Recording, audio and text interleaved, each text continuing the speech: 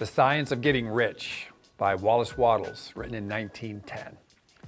It's your right to be rich. It is not possible to live a complete and successful life unless one is rich. No man can rise to his greatest possible height in talent or soul development unless he has plenty of money. To unfold the soul and develop talent, we must have many things to use, and we cannot buy these things unless we have money to buy them with. A man develops in mind, soul, and body by making use of these things. A man must have plenty of money so man can be the possessor of these things. Therefore, the basis of all advancement of man must be the science of getting rich. The object of all life is development, and anyone who lives has an unalienable right to all the development that he or she is capable of attaining. Man's right to life means the right to have free and unrestricted use of things that may be necessary to his or her fullest mental, spiritual, and physical development. Or in other words, his right to be rich. I will not speak of riches in a figurative manner. To be really rich does not mean to be satisfied or contented with little. No man ought to be satisfied with little, or if he or she is capable of using and enjoying more.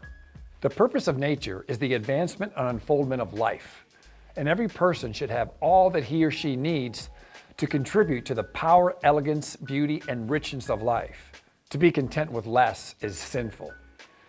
The person who owns all that he or she wants for the living of all life that he or she is capable of living is rich. Life has advanced so far and is so complex that even the most ordinary man or woman requires a great amount of wealth in order to live a manner that even approaches completeness. Every person naturally wants to be all they are capable of becoming. This desire to realize innate possibilities is inherent in human nature. We cannot help wanting to be all that we can be. Success in life is becoming what you want to be.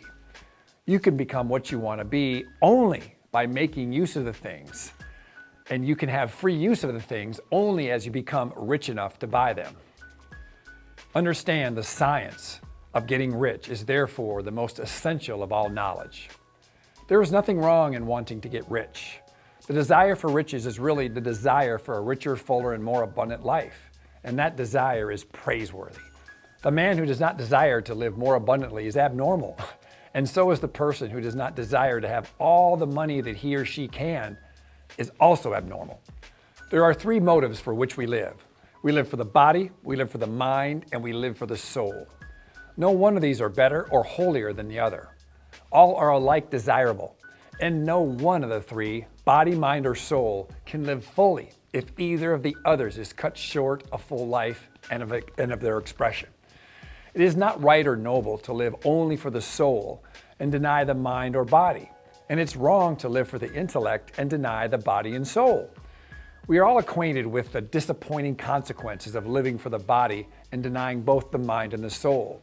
And we see that real life means the complete expression of all that man can give forth through the body, mind, and soul. Whatever he can say, no man can really be happy or satisfied unless his body is living fully in every function, and unless the same is true of his mind and his soul. Wherever there is an expressed possibility or function not performed, there is unsatisfied desire. Desire is possibility seeking expression, or function seeking performance. Man cannot live fully in body without good food, comfortable clothing, and warm shelter, and without freedom from excessive toil. Rest and recreation are also necessary to his physical life. You cannot live fully in mind without books and information and time to study those, with opportunity for travel and observation without intellectual companionship. To live fully in mind, we must have intellectual recreations, and we must surround ourselves with all the objects of art and beauty that we are capable of using and appreciating. To live fully in soul, man must have love, and love is denied expression by poverty. A man's highest happiness is found in the providing of benefits on those that he or she loves.